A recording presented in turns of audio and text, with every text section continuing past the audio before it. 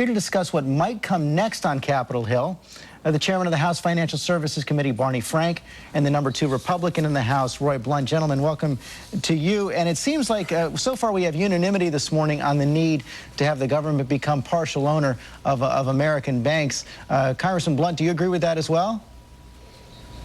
Well, I agree with that as one of the tools that the Secretary could use. We created a package for him that gave him lots of options. And I talked to him Thursday. I think he's going to use all of those options, including some kind of guarantees so that the people that own these assets actually can reach a floor and insure them buying these assets at the right level, and some direct involvement. But there's lots of oversight here. There's lots of transparency. Whatever the Secretary does, the American people are going to get a chance to look at it, and taxpayers deserve the ultimate protection here for whatever money's invested. So I'm going to look real closely, frankly, at any proposals that weren't on the table before, and be sure they meet the standards that the administration set out there when they talked about their need to come in and do all of these things. I think they're going to meet those standards. I think that this is a quickly changing environment, but the safeguards need to be there for the taxpayers as well. Congressman Frank, how important is it to get this done today?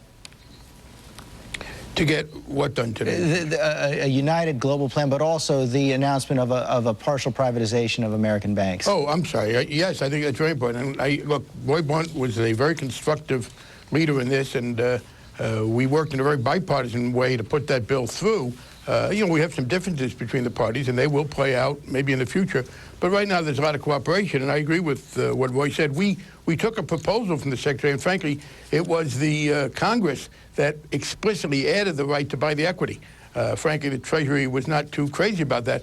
We did it both because we thought it would be economically useful, as it now is, to try and get healthy banks healthier, but also for taxpayer protection. Because if you're only buying bad assets, the likelihood that the taxpayer will recover the outlay is smaller. Here, we are buying equity. We've authorized the Treasury Secretary to do that, and he not only gets the preferred stock, non-voting stock, by the way. We don't want the federal government voting in any of these things. Beyond that, though, they get warrants. That is, they get a piece of paper that says, if this bank becomes more profitable in the future, in part because of what we did, then that goes to the taxpayer. So I think that is a very important piece of it. There is one other piece, though, that we don't want to lose sight of, and Larry Summers correctly noted the foreclosure issue. We also explicitly gave him not just authority, but a direction to use some of these funds to buy up the mortgages, and then, having bought up the mortgages, or enough of the mortgage securities to be in control, to try and reduce foreclosures. Foreclosures are not a good idea generally for anybody. And if you've got homeowners who can pay a large part of what they owe, but not all of it, the federal government is mandated here to try and buy up those mortgages and then reduce what they pay. Not at face value. We're not going to buy up the mortgages at face value because the people who lent the money shouldn't get out of this hole. But if they are willing to take a lesser amount from the Treasury, we can then avoid the foreclosure. Congressman Blunt, Senator McCain did suggest this week buying up the mortgages at face value. Do you agree with that, or with what Congressman Frank is saying right now? Well, I think what Senator McCain talked about this week was essentially in several pieces of law already, looking at mortgages that the government could simply take over, clearly buying mortgages. If you buy mortgages for no more than their value, somebody needs to take the loss here, and it needs to be the person that had the bad judgment of making that loan, of buying those poorly put together mortgage-backed securities. There's going to be loss here, and it shouldn't be loss borne by the taxpayers. So then you don't agree with Senator McCain's plan? Right. Barney's absolutely right that foreclosures don't help the neighborhood, they don't help the property, they usually don't do anything to help the specific piece of property that's involved, and we just need to look at this carefully. There's merit to the McCain plan. That's why it's already in, some of it's already in the FHA reauthorization bill. Some of that flexibility is here, but you have to be sure, again, that taxpayers are protected, and I think when you see the specifics of the McCain plan, you'll see those kind of protections. So you think he will? You don't believe that there should be full value given back to the lenders? They should take some kind of a penalty? Oh, absolutely. The lenders should take a penalty, and they should take a significant penalty. Just like Secretary Baker said earlier, these lenders that loan money to people that they thought could not pay it back, even though the federal government was encouraging some of that, overdid that, and once they got those loans out of their building, they thought they had no ongoing responsibility. That's part of this problem. Part of this problem is clearly not regulating these government-sponsored entities, Fannie and Freddie, for years.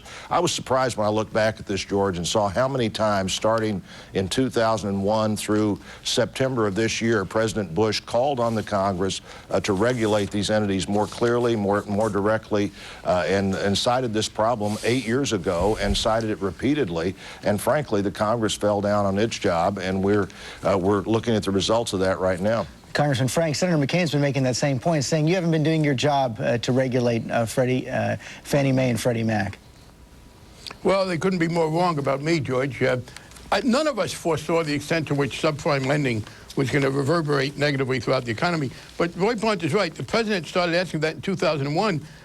My good friend Roy, and as I said, we've worked together on a lot of things, but from 2001 to 2006, the Republicans controlled the House. I was in the minority. Mike Oxley of Sarbanes-Oxley fame noted that in 2005, he did try to get a bill through to regulate Fannie Mae and Freddie Mac. I cooperated with him some. It failed in the Republican Congress. The Democrats took over the Congress in 2006. On February 1st, I became the chairman of the committee. And on March 28th, we passed the bill to regulate Fannie Mae and Freddie Mac. The president had also asked for more authority so that the FHA, the Federal Housing Administration, could be an alternative to bad subprime loans. Again, the Republican Congress didn't do it. We passed it. By the way, Phil Gramm, if Senator McCain wants to find someone who didn't do something, he ought to talk to Phil Gramm, who's been one of his closest economic collaborators. Phil Gramm was chairman of the Senate Banking Committee, which is in charge of Fannie Mae and Freddie Mac, for 6 years, and never did a bill on it. Again, the facts are very clear. 12 years, the Republicans are controlling Congress. They never moved a bill. We were in power, and within 5 months of the Democrats taking over, we did pass the bill to regulate Fannie Mae and Freddie Mac. We're just about out of time here. I just want to get you both quickly on one final subject. Congressman Blunt, it's been reported that Congressman Frank and the Democratic leaders are working on a stimulus package of about $150 billion to include extending unemployment benefits, food stamps, infrastructure spending, and talking about coming back after the election to pass in a lame duck session. Can you go along with something like that? Well, first of all, George, on the other topic, the Congress didn't do what it needed to do. I think the many members of the Congress that were on the wrong side of this just need to admit they were on the wrong side of this and move on. Senator Shelby on the Senate side was right on this. Richard Baker on our side was right on this. Octora Davis said this week it's time for Democrats. He said Democrats. It's time for all of us, frankly, to admit that Congress should have been more on the ball here during the whole period of time.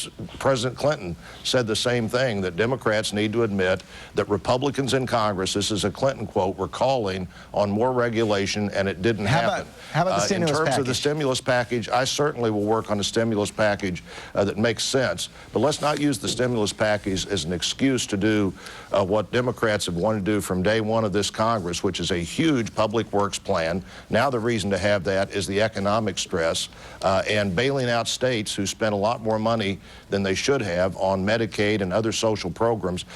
They've been wanting to do that the whole time. The reason to do it today is this economic problem. That was not the same reason that they had 20 months ago to do the same thing. A stimulus package that makes sense is something that I'll be helpful with. Congressman Frank, we are out of time. You're going to bring this after the election? I am, and I want to stress, the Republicans controlled Congress for 12 years and never moved the bill on Fannie Mae and Freddie Mac.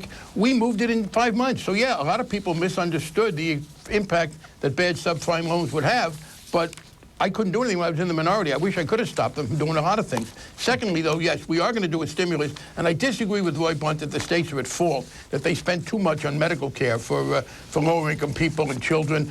I think a stimulus package is to give the middle class and the average citizen the same kind of relief that we try to give to the financial sector. Okay, gentlemen, thank you both very much.